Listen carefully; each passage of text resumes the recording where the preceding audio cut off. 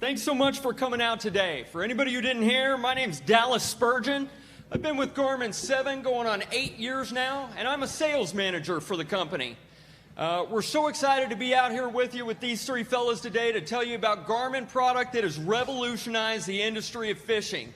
Now, obviously, our big draw this weekend has been the new Livescope. We've had several in the booth all weekend long.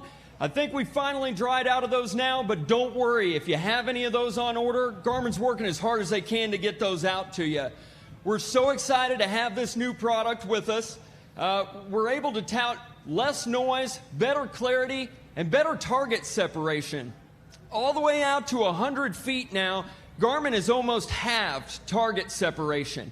Before, where I needed almost 2 feet between a couple of crappie to draw two separate targets, now I only need about 12 or 14 inches. We're really proud of this new product, but fellas, the Livescopes we've been using the last couple of years here have been really nails for us. They've won the last 3 classics, and this past classic, 9 out of the top 10 anglers were running our Livescope.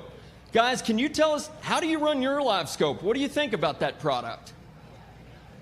I mean, it's revolutionized bass fishing. I mean, we kind of all know that. What I want to talk about with forward-facing sonar is probably a little untraditional, as most people love seeing the fish, chasing the fish around. You can see the bait so clear, and it just kind of changes the way we fish. But one of the major ways I utilize Livescope, honestly, is finding cover that I never knew existed. So as I'm fishing through an area that I may have been fishing for years, and it's one of my favorite holes, well, now with forward-facing sonar, I'm noticing the place where I was catching them, there's a brush pile there, or there's a big rock that I never even knew was there. So oftentimes, as I'm just milling down the bank or fishing throughout an area, I use forward-facing sonar to find new structure, and then I'm able to waypoint that and come back to that structure, and then ultimately later catch fish. So that's one of the ways I really like to use it. Yeah, like what Mark said, it's impressive what you can see out there now. So instead of fishing blind, you're able to see where you want to cast now, and the exception to the rule is not just seeing the actual structure, but you get to see those fish on the structure. But even if you don't see them, they do like to hide, and you can cast to that structure, and you're just more efficient on the water. And what Dallas was talking about with target separation, you guys can really see that when you get around cover. When you're seeing target separation, it's basically separating that fish from that target. Or like you said, if there's 2 crappie, instead of showing it as 1, now it'll show it as actually 2. But you get just better definition out of what is out there. So when you get to the structure that Mark's talking about now with that new transducer, you're going to see more fish on that structure out there, whereas before you may not. You might just see the structure. But even if you don't see the fish, at least you're getting in that strike zone, and you're able to catch more fish because of it. I want to agree with what these 2 guys have said. Actually, these 3 guys. You know, I'm kind of known as the shallow water guy, or a shallow water guy, and there's probably some people here and people watching there the same, thinking, well, I don't need that. There's not a day that goes by. It doesn't matter if I'm fishing in 2 foot, 40 foot, whatever. I'm going to use it for so many different things. You may just be going down the bank, and like Mark said, you don't even know there's a brush pile there, and you're able to make that cast before you get close to it. And you know, in our business, and even in you guys, 1 or 2 fish will change the day. I mean, it changes from 20th place to 10th place, or it changes, you know, a good day that you guys are having to a great day. There's just not a day that goes by that I don't use it. And not only am I looking at the fish, the cover, but also I look at my baits, how my baits are acting. You know, a jerk bait, for instance, I can look on Livescope and make sure it's sinking a foot a second, you know, 30 feet from the boat. So just so many different things you can do with it. Yeah, Jason, that's a good point, and I'll kick it right back to you. You had mentioned that shallow water fishing, so you must use that perspective mode quite a bit too. Tell us a little bit about how you set up that Livescope to really get that clear picture, and then in what situations are you using that perspective mount in that mode? So I'm lucky. I know not everybody can do what I'm doing, but I'm actually running 2 transducers on the front of my boat. I have one for forward. Actually, I can set it however I want, but fishing shallow, I'll have one for forward and I'll have one for perspective. And what perspective does is it pretty much takes a slice horizontally, the top 10 foot of the water. So that's when it comes into shallow water play. But literally, I'll be looking on perspective, for these random objects, fish, whatever it might be. And once I see it, then I will dial in with, with the forward facing or just the regular live scope. That way I can tell how deep he is and stuff like that. Now, if you're just running one, both of those are great. I would recommend, if you're in that 10 foot or less and you're just looking for isolated targets such as rock, brush piles, and fish like that, it's a more broad picture. You're able to cover a lot more water. And the key word, I think, to live scope is it just makes us more efficient. You guys probably watch TV and watch us fish. There's a lot of times that we don't even cast because if you don't see the fish on live scope, he is not there. Save your time. It's turned in more from fishing to hunting, and that's what I love about it. Like, I'm literally going through the water hunting those fish down, and it's so fun to find one. He's sitting on that tree right there, and I'll chase him across the pocket and end up catching him 50 yards over there. So it's made fishing, to me, just a lot more fun. I mean, it's always been fun, but it's just changed it. It really has. And, touching on the perspective, if you look at this pond in front of us, you have rocks here, there's the ducks and these laydowns in the dock. If you can imagine, if all of that was under the water and you had perspective mode on, you could see it exactly how you see it right here on your EchoMap Ultra. You can see all this stuff. You could see the rock there, you'd see the ducks, you'd see the laydowns over there, and then you'll see actual fish swimming between them. So it's pretty crazy. And touching on what Jason said, you're able to follow individual fish almost like you're looking at them with your eyes in clear water. You can follow them with Panoptis and see where they go and where they stop, and if they keep moving and they meet up with a buddy and they give you something to cast at. So it's pretty impressive. Yeah, no, for sure. I mean, these guys pretty much hit it all on the head, and I really want to touch what Jason said, efficiency, and I had never really thought about it like that. It just really does make you that much more efficient. And so, an example like this pond in front of us, kind of like what Brett was saying, you've been catching them on these rocks in days past, and then naturally you pull right back up to those rocks thinking that's where I'm going to catch them. But yet they've moved, they slid now because of the pressure or what have you to this wood. Well, now with perspective mode, being able to cut that slice of the water column out, you can see that. And again, you're not wasting your time here. You're spending your time where the fish live. And so it's just really made us much more efficient. And ultimately, in our business, what we do, efficiency is money, is time, and it just makes us that much better day in and day out. Yeah, that's a good point, fellas. And when I'm talking to my customers about the way they set up that live scope, there's so many different settings that go into really clearing that picture up and making it right. But sometimes it's easy to overthink it too. One of the first things that I work on when I'm with it there is the gain, and that's how much that live scope hears, right? Well, if you can turn gain all the way up, it may hear too much. It'll wash that screen out. If you turn it all the way down, it doesn't hear enough. There's no magic numbers for those settings, and I would imagine, tell me if I'm wrong, every body of water is a little bit different when you're going out there looking for them. For sure, yeah, and bottom composition has a lot to do with that. When you get in Florida, a lot of the bottom is soft bottom and absorbs the signal of sonar and Panoptics, so you don't get to see as far. You get to a place like Table Rock, somewhere close here, where you have a lot of rock, a lot of hard bottom. Man, that sonar signal gets so much better, and you see more things out there. Talking about gain, I turn mine up really hot to where my screen is pretty cluttered, but I see more fish because of it. But I've just kind of trained myself to look at the actual bright fish that are on there and not really worry about the clutter that's on the screen. But I've done that just because I feel like I'm more efficient in seeing the individual fish. I think one thing that a lot of people struggle with in live scope is they're a little bit intimidated. Like, how many of you guys sitting here or watching have a cell phone? If you have a cell phone and if you can get on Facebook, you can operate live scope. It really boils down for me, just a few settings on that. Is gain is one, your depth range, and your brightness. And brightness is kind of divided into a few things, but to me, like Brett said, gain is the number one thing. because when you get around rock, you're going to get a lot of return, and you get around mud, not so much. So you have to be able to operate that and be able to change it, and it's really, really easy to do. I'm like Brett. I turn it up really, really hot so I know I'm seeing everything, and then I start backing it down just a little bit until I get the exact picture I want. Other than that, and your distance, there's really nothing else to do, and you can play with all the buttons. It's easy. If you get in trouble, just go back to default settings and start over again. It's really simple. If you can operate a cell phone, you can operate Livescope. Yeah, no, for sure. I mean, you guys pretty much said it all. I think the big thing is just don't be afraid of it, man. It's technology. It's new.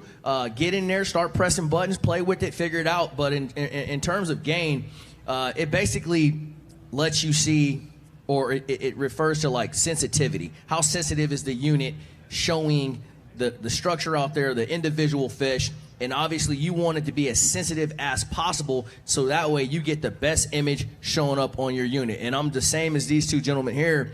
I want my gain up super high to where I almost can't see anything, and then I start bringing it down to where I feel comfortable that I'm recognizing these individual targets and being able to separate fish from bait from brush from rocks, etc. So that's pretty much how I look at gain.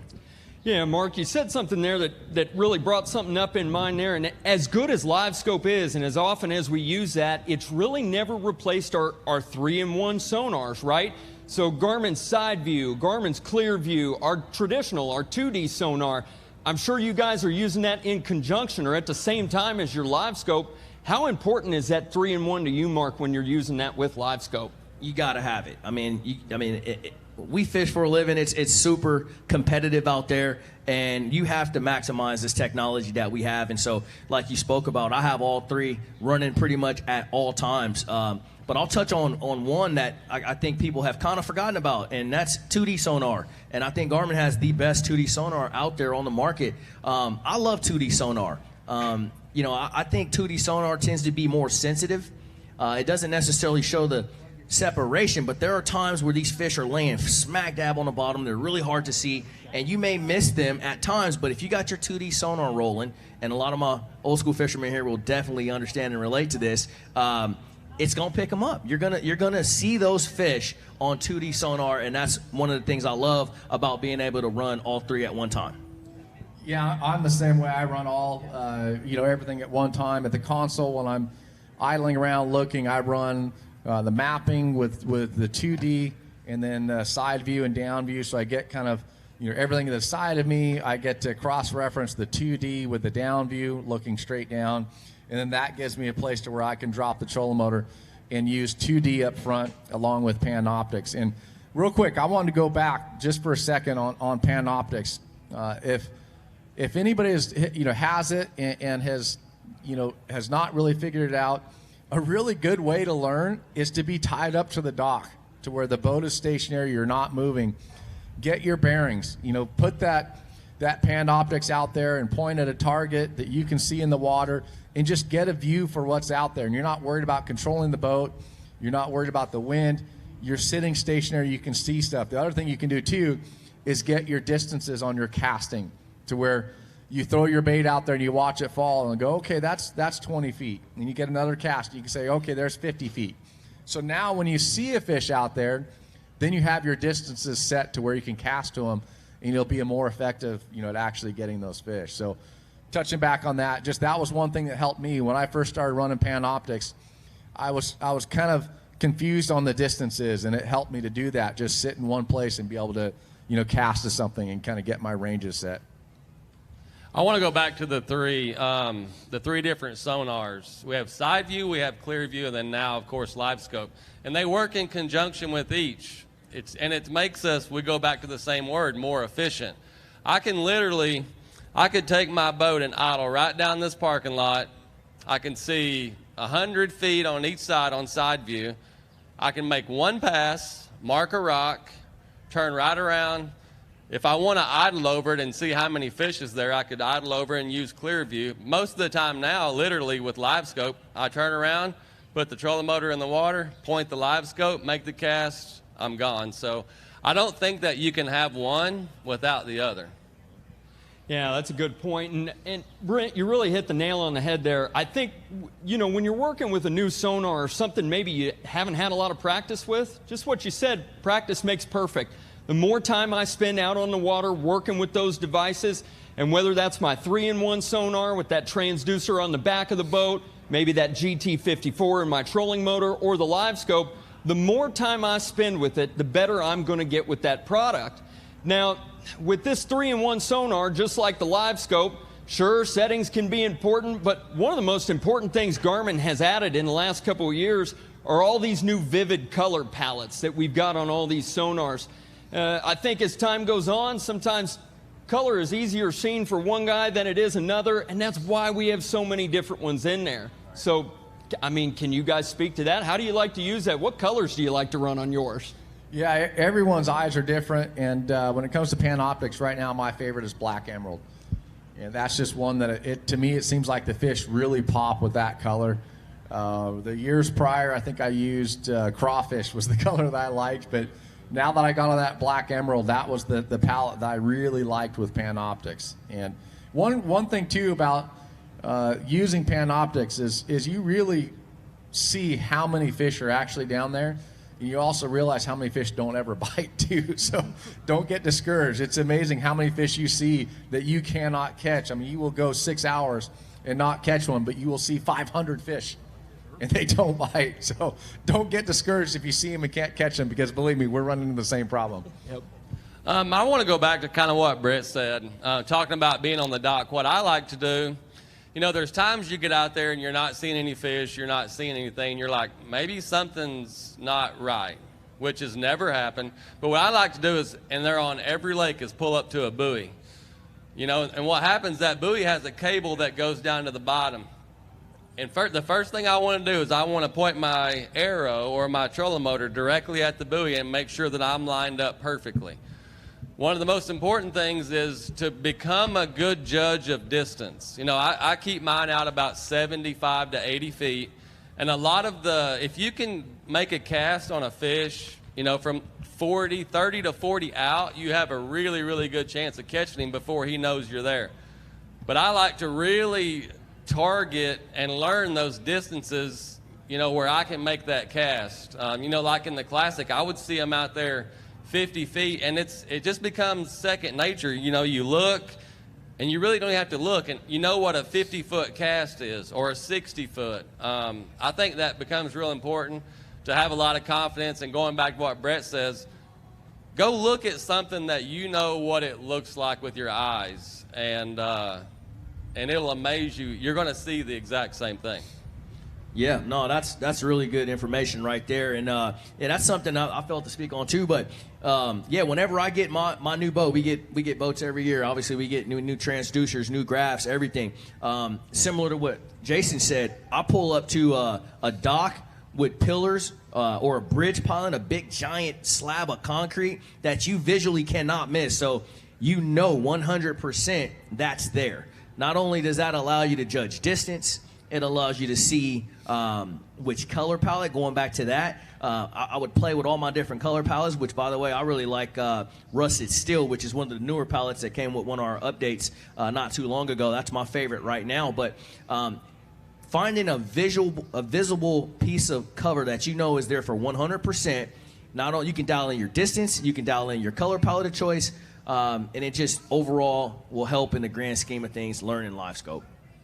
I have a real quick kind of funny story. It happened a few years ago. I was doing a boat sale with a guy, and I was going to take him out on the water and show him Livescope, and he was kind of a little hesitant. He really didn't believe in it. We pulled up to a ledge, and I'm showing him on my unit, and I pan, and I'm like, there's brush, there's fish, and all of this. Well, he was still a little hesitant. I think he thought that maybe it was in like a demo or something like that. And he was literally standing there with a Pepsi in his hand. And the only thing I could think of to get this boat sale was, I said, finish that Pepsi. I grabbed his Pepsi can, and I literally pitched it out on top of the water about 10 feet. And we watched the can land on the water, and you could see the can floating on top of the water. Obviously, we went over and picked the can up. But as soon as that can landed on the water and he saw it sitting there floating, he literally goes, I'll take it. Yeah, it's pretty funny. You can see a topwater bait coming across the surface on Panoptics, and that was one thing that surprised me the first time that I used Panoptics, was that you could actually see your topwater going. What's really fun is when you're watching your topwater and you see a fish come up to get it. That's even more fun. So now, guys, Garmin's given us some really good sonar to use in the last couple of years. Obviously, that's helped inform our fishing and make that fishing quicker. I think you hit it earlier, is just now we're hunting fish, right? If I'm going out personally and I'm crappie fishing, I scan a dock and I find a school of 20 or 30, I may just as well go on. I'm looking for a school of 50 or 60 or 100 before I start throwing in there. So if I'm going to look for fish, that's a good way to do it. But Garmin's really proud of this new mapping we've added too. So in the last year here, Garmin's come out with a new Garmin Navionics map, all that together.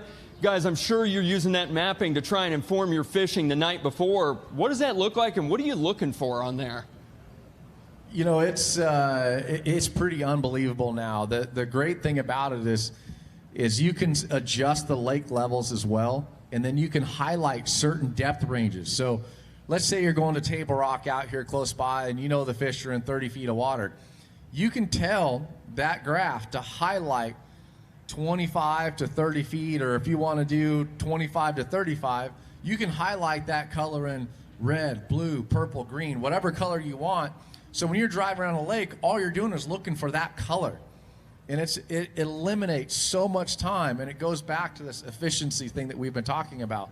Mapping is the same way. You can do the exact same thing with mapping. You can tell it to eliminate time, and you can go and look for that. And the contour lines and the way that color follows the contour lines, it'll show a steep break. It'll show a little indentation on the side of a point, or something that will give you that spot within a spot that we're always trying to find.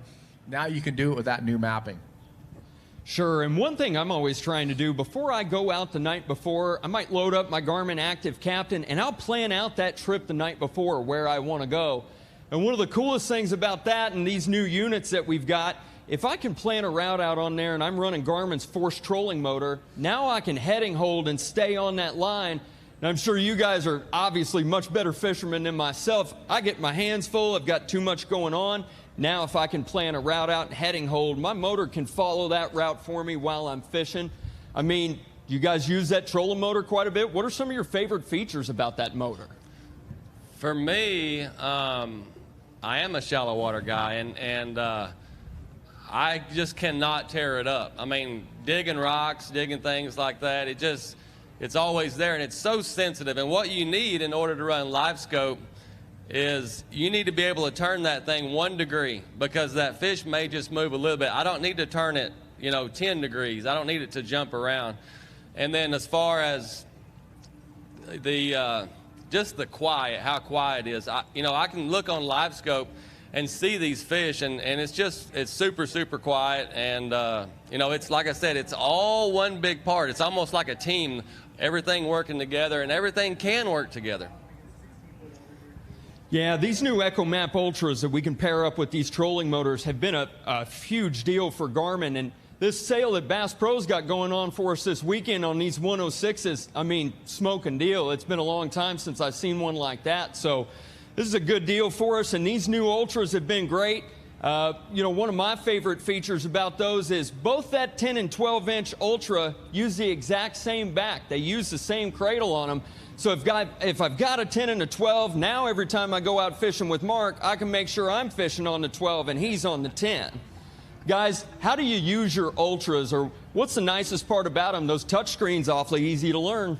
Man, those Ultras are amazing. One feature that I'm gonna talk about it's not necessarily fishing related. It's more of a protecting your equipment relation. And we stop all over the place as we travel around the country, man. I mean, gas stations, restaurants, all sorts of places. And of course, the security of your boat's always up in the air. But what Garmin's done with the being able to remove the screen so easy, it has a latch on the back that you can easily just pop that screen off. You don't have to unbolt your units. I love that, because when I pull into a gas station, run in real quick, or if I pull into a restaurant, I know I'm gonna be there an hour, I'm not worried about my units being gone. I get back because it takes me literally 30 seconds to pull all 4 units off my boat, and then I'm good to go. I'm not worrying about that. So that's a feature that I really like about the EchoMap Ultras.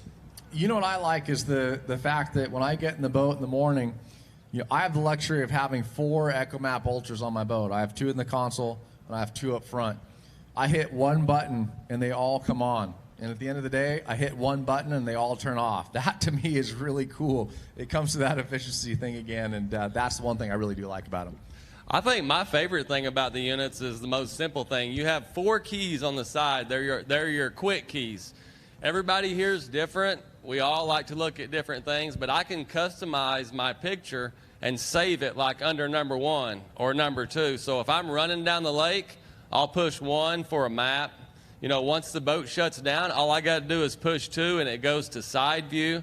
I think that's my favorite thing. And also, you can still use the screen to touch the screen, but if we're out there and we're in rough water, all I got to do is reach up there and push a button. Yeah, and as far as working for Garmin and helping out my customers around, I think one of the greatest things about those Ultras is those touchscreen capabilities. As time has gone on, it's become really obvious touchscreen units are a lot easier to learn than some of the manual button units. The new resolution on these screens looks excellent, really clears up some of that sonar, makes it easy for me to see. So we've talked about Livescope, we've talked about our 3-in-1, mentioned the trolling motor a little bit, the mapping. Garmin's really put together a full, complete package for us to use. Is there anything in particular about that stuff, any other features that you guys use or any other accessories you guys use maybe we haven't talked about? I want to go back to the trolling motor. I kind of forgot a couple things. Please do. One of the coolest things is the foot pedal. My dad, I take my dad fishing. He's older. But you can literally, since it's wireless, you can move the foot pedal anywhere that you want to in the boat and be able to operate that. I think that's a big thing, but it's just, I can't get over how quiet it is, and being able to look at these fish, and just being able to tie it into the units. I can be running the trolling motor, catch a fish. I can go back to my console and literally hit a button on my unit for it to anchor lock. So everything is just working together. And it's really fast, too. Yeah. That's the other thing about it. It's a really fast motor. Yeah, I didn't get a chance to talk about trolling motor. I kind of want to throw my 2 cents on that, too. That trolling motor is amazing, man. Like Jason said, super quiet. Like Brent just said, the sheer power of this motor is really second to none. I run a Ranger, the new 520R, and I've documented pulling my Ranger, 2 men in it, 3.89 miles per hour, almost 4 miles an hour with a trolling motor. I mean, that's amazing, not to mention the fact it uses 30% less battery power. So you're going to have that kind of capability all day while you're out there in the wind fighting and carrying on. And I've been thoroughly impressed with that trolling motor ever since it came out. And it's a good one, that's for sure. Yeah, Mark, you just mentioned it there, a lot more power efficient. That brushless motor helps us stay out on the water about 30% longer than any of the other motors that are out there. That brushless motor also makes that sonar a lot more quiet, right? I can have that GT54 on the bottom of that trolling motor, and now I don't have to worry about any of the noise that's coming through from the motor itself.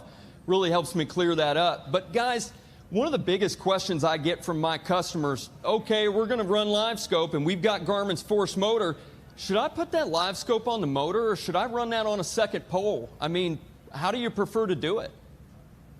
There's so many different ways you can do it. And if you go online and do any research, I've seen guys that they mount poles off on the side because they don't, especially the crappie guys, they don't like the trolling motor turning as they're trying to hold on a spot and look at a school of fish. And I understand that. And so that's an option as well. But for me personally, I like to run the perspective mode so I can have the capability of putting it obviously in perspective mode, but then also get just a little bit of separation from the trolling motor head. That's just something I think helps a little bit too with the clarity of the unit. And so that's my preference on running the Livescope. I like having it on the trolling motor as well. I think that I like to be able to hunt with it, and I like to be able to run the trolling motor versus having to run 2 separate things, where if you're running the trolling motor and then you have to run the position of the isolated arm to run it. I see the benefits of having the isolated transducer somewhere else, but I kind of like to be able to look where my foot wants to go. You know, if I want to look left, I can steer and look left and right, and not have two separate things that I'm trying to steer and look at. You know, so I'd rather have it on the trolling motor. I feel like I'm pretty efficient that way. I have the best answer. I just do both. I have it on, and I really love it. I have one transducer on the shaft, and then I have an independent pole there, the turret, which is made in Missouri. And what I do is literally with the trolling motor, I hunt, okay? And then say I find a school over here, I could hit anchor lock, and then I can move over to this unit, and literally no matter what the trolling motor's doing, I can sit right there and make that same cast. So I just do both. Whenever you're in doubt, you just do both. Yeah, no, that's a good point. And I can tell from standing up here with you guys, I mean, obviously you're bass fishermen, and I myself, I'm a crappie fisherman. Guys may run that stuff a different way, but if I'm going to pull up on a brush pile somewhere and I've got the live scope mounted to my motor, I'll go into spot lock. Now that live scope's looking any direction but where I want to look. Myself personally, I'll run that on a second pole. So everybody's different, and a lot of that's going to be personal preference. So, yeah, that's a good way to run it. Guys, I think we've got a drawing coming up here maybe. Are we going to pull some folks up on stage and do a drawing soon? We'll give them a few minutes here to get ready. One other thing I wanted to ask you guys about was when I'm running my mapping, one of the most important features I use is being able to color that water over the contours. Now with Garmin's new mapping, I can be out on the water. If all my fish are biting in between 15 and 25 feet that day, then I can color that water in there and make it look so that way I can stay in the channel or in that spot on the water. Talk to me about some other ways you use your mapping there to find fish. You know, I like the active captain where I can have it on my phone, and I can be in the hotel room at night and be looking at the zone of the lake that I want to fish the next day. So I can sit there and be studying the map the night before, and if I want to, I can actually mark waypoints on my phone, and when I tether it with my graph, with the Echo Map, it'll run those on there. Or I can just see zones that I want to go in and run and go and fish them the next day. So I eliminated that time on the water of trying to figure out where I'm going to go because I did it the night before. That part I really like. You know, I'm with Brent on that. Active Captain has become a big part of what I do, and if you don't really know what it is an app, and it shows all of your mapping. You know, I have an iPad, so at night, before I go fishing the next day, I'll kind of look at it, mark some areas that I want to fish, and the next day when I turn my unit on, when that unit comes on, all of the waypoints that I created that night automatically go to that unit. And the cool thing is after that day is over, when I get back to the house, I can turn that iPad on, look where I fished that day, you know, and how I caught them, and then start kind of building a plan for the next day. But I've used that for years, and you know, you can get updates on there for your electronics, your trolling motor, all that stuff. It's just become a big part of what I do.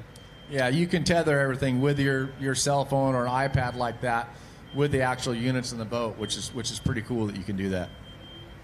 Yeah, and guys, one other thing about that too, and just come to mind earlier talking about the live scope and whether that's going on a trolling motor or on a separate pole, one of the biggest questions I get is always about install. Now, myself personally, when I'm running that stuff in there, I like to use 10 gauge wire, real big thick wire, and I'll run that stuff directly to the battery. When you guys are doing that, that's probably something you guys just run straight to power on that, right? Talk to me a little bit about your power setup. You running that motor in 24, 36? How's things looking in there? Yeah, I'm definitely running a 10 gauge wire, like you said. On a live scope, I feel like that's very important, and that really helps clear that image up. I'm actually fortunate enough, I'm running a lithium cranking battery that I utilize for all four of my Garmins. And so the lithium is a really, really hot battery, so the voltage is really, really high. And I feel like personally that's another thing that really helps give you a very clear image on your unit. And so that's how I got mine set up with the 10 gauge for sure. Yeah, I do the same thing. I run the power all direct to the battery. I've done that for years, and you just always get a clearer picture on your units. You get less interference, and then the neat thing about it is the the actual voltage to run the Panoptics. You don't want it cluttered and going through anything else in the boat. You want that going directly to the battery, and that thing will have better lifespan on the water during the day. I think you guys said it all. There's nothing I can add. I do exactly what these guys do. It makes the picture better. One thing that we missed on the trolling motor is it'll operate the same motor on 24 or 36. So it makes it a lot easier no matter which boat you're putting it on. Yeah, good point. Now, guys, we're about to run out of time here today. One thing I want to say is, a lot of times these fellas up here on stage, and they make it look really easy, but the amount of work behind the scenes that it takes to get a company like Bass Pro or a company like Garmin ready for an event like this, we couldn't do it without these fellas. Guys, let's give these guys a big round of applause for today. Thank you so much.